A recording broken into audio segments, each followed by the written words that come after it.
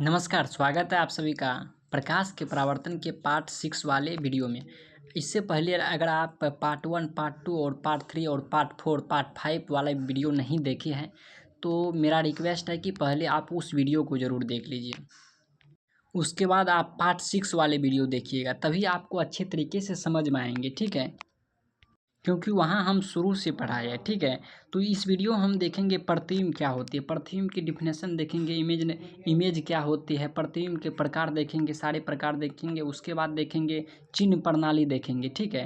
चिन्ह प्रणाली क्या होती है वो देखेंगे। तो चलिए स्टार्ट करते हैं। आप लोग ध्यान से देखिएगा। अगर आप अगर आप मैट्रिक का एग्ज़ाम देने वाले हैं तो ये वीडियो आपके लिए बहुत ही महत्वपूर्ण है। और ये क्या कहते हैं, ये आपको कहाँ पर मिलेगा, नोट्स कहाँ पर मिलेगा वो भी हम बताएंगे, तो वीडियो को अंत तक ज़रूर देखिएगा। देखिए आपको स्टार में क्या है, गोलीय दर्पण की स्थिति में प्रतिबिंब प्राप्त करने के लिए नई कार्तीय चिन्ह प्रणाली, ठीक है। क्या है, नई कार्तीय चिन्ह प्रणाली। तो चिन्ह प्रणाली को देखते हैं चित्र के माध्यम से। देखिए 1 नंबर में क्या है कि दर्पण में सभी दूरी ध्रुव P से मापी जाती है, ठीक है। तो देखिए दर्पण में ध्रुव P कहाँ पर, देखिए चित्र के माध्यम से दर्पण में सभी दूरी कहाँ से मापी जाती है, ध्रुव P से। तो ध्रुव P ये है, ठीक है। क्या है, ये है ध्रुव P। तो दर्पण में सभी दूरी कहाँ से मापी जाती है, ध्रुव P से मापी जाती है, यहीं से सभी दूरी मापी जाती है। नेक्स्ट देखिए आपको 2 नंबर में देखिएगा। 2 नंबर में है दर्पण में ध्रुव P से x अक्ष की ओर मापी गई सभी दूरियां क्या होती है, धनात्मक यानी कि पॉजिटिव होती है, ठीक है। तो दर्पण में देखिए x अक्ष की ओर मापी गई सभी दूरियां धनात्मक होती है। तो यहाँ पे देखिए चित्र के माध्यम से देखिए आपको, देखिए आपको ये क्या है, ये है आपको x, ठीक है। ये x है, ये x डैश है, y है, y डैश है, ठीक है। y है, y डैश है। देखिए आपको क्या बोला गया है कि x अक्ष की ओर मापी गई सभी दूरियां क्या होती है, धनात्मक होती हैं। तो ये आपको x अक्ष हो गया, क्या हो गया, x अक्ष द्वारा मापी गई दूरियां क्या होती है, आपको ये होती है पॉजिटिव होती है, यानी कि धनात्मक होती है। देखिए आपको प्रश्न इस तरीके से पूछा जाएगा कि प्रथम पाद, यानी कि प्रथम पाद में आपको क्या होती है, प्लस प्लस होती है। प्रथम पाद में क्या होती है, प्रथम पाद में आपको प्लस प्लस पॉजिटिव होती है, ठीक है। उसके बाद आपको पूछेगा द्वितीय पाद में क्या होती है। द्वितीय पाद में आपको क्या बताना है, द्वितीय पाद में आपको जो है ना माइनस प्लस होती है, क्या होती है, द्वितीय पाद में माइनस प्लस होती है। उसके बाद तृतीय पाद में आपको पूछा जाएगा तृतीय पाद में क्या होती है। तृतीय पाद में आपके तृतीय पाद में माइनस माइनस होती है, क्या होती है, तृतीय पाद में माइनस माइनस होती है। उसके बाद आपको पूछे जाएंगे चतुर्थी पाद में क्या होती है, चतुर्थी पाद में प्लस माइनस होती है, क्या होती है, प्लस माइनस। तो इसको अच्छे तरीके से आप लोग ध्यान में रखिएगा, क्योंकि यहाँ से प्रश्न ऑब्जेक्टिव में प्रश्न पूछा जाता है, ठीक है। तो इसको अच्छे तरीके से आप लोग ध्यान में रखिएगा। उसके बाद आपको अ, देखिए दूसरा पॉइंट, तीसरा पॉइंट यहाँ से देखते हैं हम, ठीक है। तीसरा पॉइंट आप लोग ध्यान से देखिएगा। तीसरा पॉइंट है दर्पण। दर्पण में क्या है, दर्पण में ध्रुव P x अक्ष की ओर मापी गई, सभी दूरियां ऋणात्मक होती है, ठीक है। ऋणात्मक यानी कि निगेटिव होती है। नीचे देखिए आप लोग को दिखाते हैं, वो क्या दिखाए थे, सबसे पहले हम दिखाए थे x अक्ष, उसके बाद हम आपको दिखाएंगे एक्स डैश, ठीक है। ये क्या है, एक्स डैश की ओर मापी गई सभी दूरियां क्या होती है, ऋणात्मक होती है। एक्स अक्ष की ओर मापी गई सभी दूरियां धनात्मक होती है। एक्स डैश की ओर मापी गई सभी दूरियां क्या होती है, ऋणात्मक होती है। ध्यान रखिएगा, ये प्रश्न आपको ऑब्जेक्टिव में पूछ सकता है। तो नीचे देखिएगा, उसके बाद आप लोग देखिएगा 4 नंबर पॉइंट देखिएगा। 4 नंबर में दर्पण में ध्रुव P से y अक्ष की ओर मापी गई सभी दूरियां धनात्मक होती है, ठीक है, यानी कि पॉजिटिव होती है। तो यहाँ पे देख लीजिए आप लोग, दर्पण में y अक्ष की ओर मापी गई तो सभी दूरियां क्या होती, दर्पण में y अक्ष की ओर सभी मापी गई सभी दूरियां क्या होती है, धनात्मक होती है। और y डैश की ओर मापी गई सभी दूरियां क्या होती है, ऋणात्मक होती है, ठीक है। ध्यान में रखिएगा।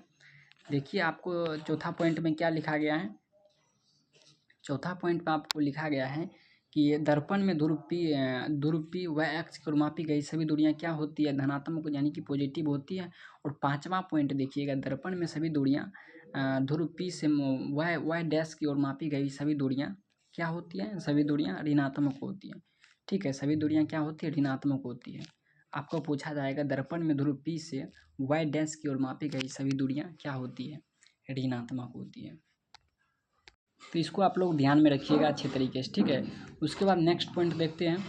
देखिए आपको ये पाद बिंदु है, ठीक है, तो हम आपको बता दिए, इसको अच्छे तरीके से आप लोग अच्छे तरीके से इसको याद याद रखिएगा, ठीक है। ये आपको पूछ सकता है, तो ये पाद बिंदु कौन सा पाद में, जैसे प्रथम पाद में क्या है, द्वितीय पाद में क्या है, तो इसको अच्छे तरीके से आप लोग याद रखिएगा, ठीक है। या नहीं तो आप स्क्रीन शॉट भी ले सकते हैं, ठीक है, आप स्क्रीन शॉट भी इसका ले सकते हैं, क्योंकि यहाँ से प्रश्न रहता है ऑब्जेक्टिव में, ठीक है। नेक्स्ट देखिएगा आप लोग, प्रतिबिंब क्या होती है, इमेज देखिए, ये भी आपको प्रति इमेज पूछ सकता है, प्रतिबिंब क्या होती है, ठीक है।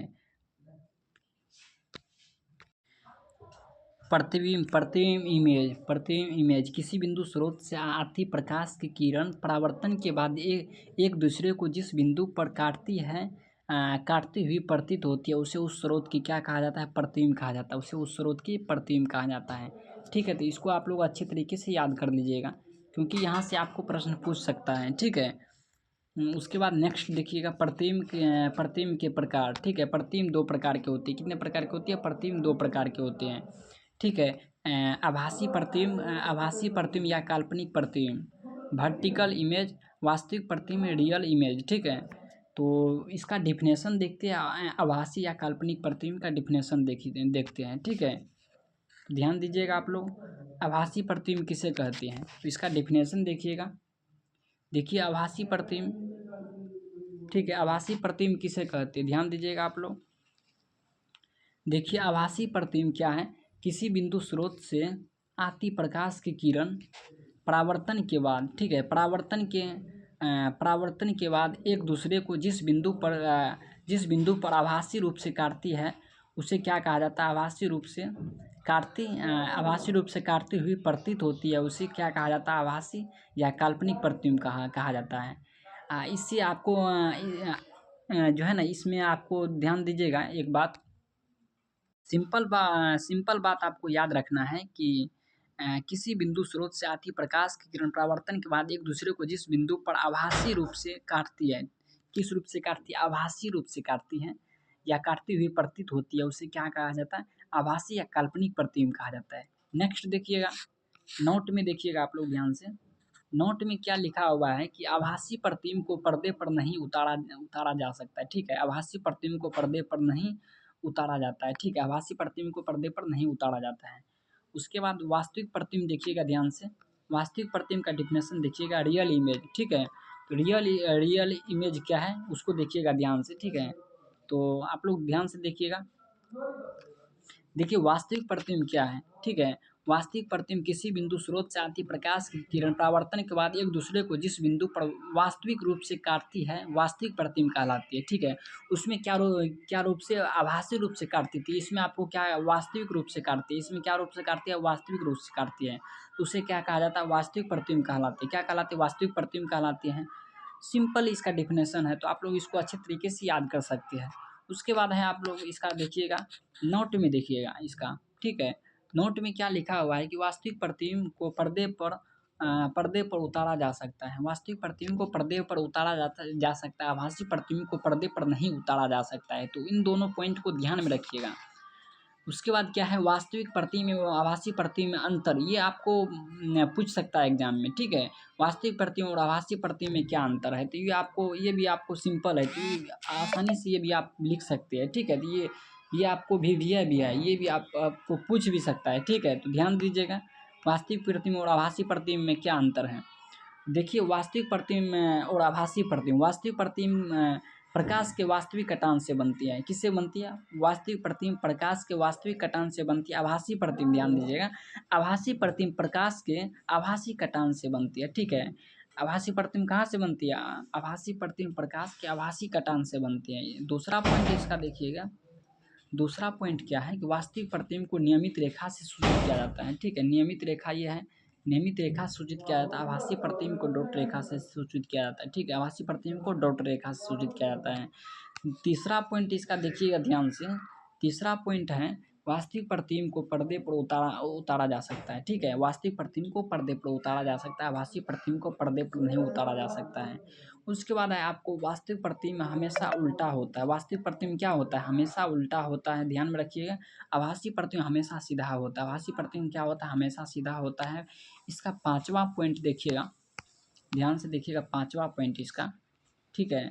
5वां पॉइंट में क्या लिखा हुआ है कि वास्तविक प्रतिबिंब दर्पण के सामने बनता है। वास्तविक प्रतिबिंब दर्पण के सामने बनता है, आभासी प्रतिबिंब दर्पण के पीछे बनता है।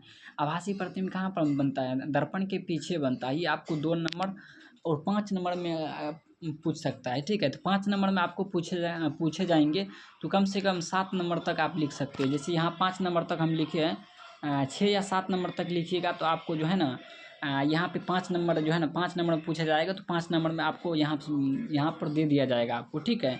इस तरीके से अगर जिस तरीके से लिखे हुए हैं इस तरीके से अगर आप लोग लिखते हैं तो एग्ज़ाम में भी अच्छे नंबर आपको मिलेंगे, ठीक है। देखिए कितने अच्छे तरीके से हम यहाँ पे लिखे हुए हैं। राइटिंग मेरा प्यारे बच्चों बहुत ही अच्छा बनती है, बट उतना अच्छा तरीके से हम नहीं लिखे, ठीक है। तो देखिएगा आप लोग ध्यान से। उसके बाद क्या है, ये प्रश्न भी महत्वपूर्ण है। उत्तल दर्पण एवं अवतल दर्पण में अंतर, ये प्रश्न भी आपको एग्जाम में पूछ सकता है, तो ध्यान दीजिएगा। उत्तल दर्पण एवं अवतल दर्पण में अंतर, ठीक है। उत्तल दर्पण एवं अवतल दर्पण में अंतर। उत्तल दर्पण, उत्तल दर्पण क्या होता है? उत्तल दर्पण वैसा दर्पण, देखिए आप लोग समझने पर फोकस कीजिए ताकि आपको वीडियो में ही आप जो है ना याद कर सकें। देखिए उत्तल दर्पण क्या है? वैसा दर्पण जिसका परावर्तक सतह उभड़ा हुआ हो, उभड़ा हुआ यानी कि उठा हुआ हो, उसे क्या कहा जाता है? उत्तल दर्पण कहती है। फिर से देखिएगा, वैसा दर्पण जिसका परावर्तक सतह उभड़ा हुआ हो उसे उत्तल दर्पण कहती है। अवतल दर्पण किसे कहते हैं? अवतल दर्पण किसे कहते हैं? अवतल दर्पण वैसा दर्पण जिसका परावर्तक सतह घासा हुआ हो उसे क्या कहा जाता है? अवतल दर्पण कहा जाता है। फिर से देखिए, वैसा दर्पण जिसका परावर्तक सतह क्या हो? घासा हुआ हो, ठीक है। धंसा हुआ हो, ठीक है। घसा नहीं प्यारे बच्चों, धंसा हुआ हो उसे क्या कहा जाता है? उसे अवतल दर्पण कहा जाता है। क्या कहा जाता है? उसे अवतल दर्पण कहा जाता है। नेक्स्ट देखिएगा, नेक्स्ट पॉइंट इसका देखिएगा ध्यान से, ठीक है। ध्यान से देखिएगा। नेक्स्ट पॉइंट इसका दूसरा पॉइंट देखिएगा। दूसरा पॉइंट है कि उत्तल दर्पण की फोकस दूरी धनात्मक होती है, ठीक है। उत्तल दर्पण की फोकस दूरी क्या होती है? धनात्मक होती है, पॉजिटिव होती है। अवतल दर्पण की फोकस दूरी ऋणात्मक होती है। देखिए इसका उल्टा है, उल्टा आपको लिख देना है। देखिए क्या है, उत्तल दर्पण की फोकस दूरी धनात्मक होती है, अवतल दर्पण की फोकस दूरी क्या होती है? ऋणात्मक होती है। इसमें आपको जो है धनात्मक लिख देना है, इसमें आपको ऋणात्मक, इसका उल्टा कर देना है। इसमें धनात्मक तो उसमें ऋणात्मक होगा। नेक्स्ट देखिएगा, नेक्स्ट 3 नंबर में देखिएगा, उत्तल दर्पण के द्वारा आभासी प्रतिबिंब बनता है। उत्तल दर्पण के द्वारा क्या बनता है? आभासी प्रतिबिंब बनता है। अवतल दर्पण के द्वारा बना प्रतिबिंब वास्तविक आभासी दोनों दोनों बनते हैं, ठीक है। अवतल दर्पण में वास्तविक आभासी दोनों प्रकार के प्रतिबिंब बनते हैं। नेक्स्ट देखिएगा 4 नंबर में देखिएगा, ठीक है। 4 नंबर में क्या है, ध्यान से देखिएगा। 4 नंबर में आपको लिखा गया है कि उत्तल दर्पण की वक्रता त्रिज्या धनात्मक होती है। इसमें आपको अवतल दर्पण की वक्रता त्रिज्या पूछा जाएगा तो ऋणात्मक होती है। ये भी प्रश्न आपको ऑब्जेक्टिव में पूछा जाता है कि अवतल दर्पण की वक्रता त्रिज्या क्या होती है, क्या आपको बताना है? ऋणात्मक होती है, ठीक है। फिर से देखिएगा, उत्तल दर्पण की वक्रता त्रिज्या धनात्मक होती है, इसमें धनात्मक होती है तो इसमें आपको ऋणात्मक हो जाएगा, ठीक है। तो इस तरीके से आप लिख सकते हैं और बहुत ही आसान है, इस तरीके से आप याद कर सकते हैं, बहुत आसान है। आप लिखना चाहते हैं तो लिख भी सकते हैं, ठीक है। लिख करके याद आप कर सकते हैं तो आपको बहुत ही अच्छे होंगे, क्योंकि एग्जाम में ये प्रश्न पूछ सकता है।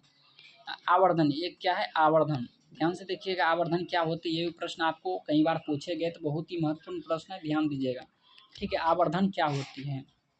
क्या होती है आवर्धन? प्रतिबिंब की ऊंचाई और वस्तु की प्रतिबिंब की ऊंचाई और वस्तु बिंब की ऊंचाई के अनुपात को क्या कहा जाता है? आवर्धन कहा जाता है। प्रतिबिंब की ऊंचाई और वस्तु बिंब की ऊंचाई के अनुपात को क्या कहा जाता है? आवर्धन कहा जाता है। सिंपल डिफिनेशन है, ठीक है। क्या कहा जाता है? प्रतिबिंब की ऊंचाई और वस्तु की ऊंचाई के अनुपात को क्या कहा जाता है? आवर्धन कहा जाता है। याद हुआ आप लोग को? प्रतिबिंब की ऊंचाई और वस्तु की ऊंचाई के अनुपात को क्या कहा जाता है? आवर्धन कहा जाता है। देखिए छोटा है बट ये पूछ सकता है आपको एग्जाम में, ठीक है। इसे हमेशा एम या कैपिटल एम या स्मॉल एम से निरूपित किया जाता है। आवर्धन बराबर सूत्र क्या होती है? प्रतिबिंब की ऊंचाई बटे वस्तु की ऊंचाई। क्या होती है? आवर्धन बराबर प्रतिबिंब की ऊंचाई बटे वस्तु की ऊंचाई। क्या होती है? प्रतिबिंब की ऊंचाई बटे वस्तु बिंब की ऊंचाई। तो इसको ध्यान में रखिएगा, प्रतिबिंब की ऊंचाई बटे वस्तु बिंब की ऊंचाई। तो आज का यहीं तक वीडियो है। नेक्स्ट वीडियो हम देखेंगे समतल दर्पण, अवतल दर्पण एवं उत्तल दर्पण की पहचान स्पर्श करके। तो आप लोग पिछले वीडियो को नहीं देखे हैं तो पिछले वीडियो को ज़रूर आप लोग देख लीजिएगा, और चैनल पर पहली बार आए तो चैनल को सब्सक्राइब जरूर कीजिएगा। तब तक के लिए मिलते हैं प्यारे बच्चों, तब तक के लिए अपना ख्याल रखिएगा। जय हिंद, जय भारत।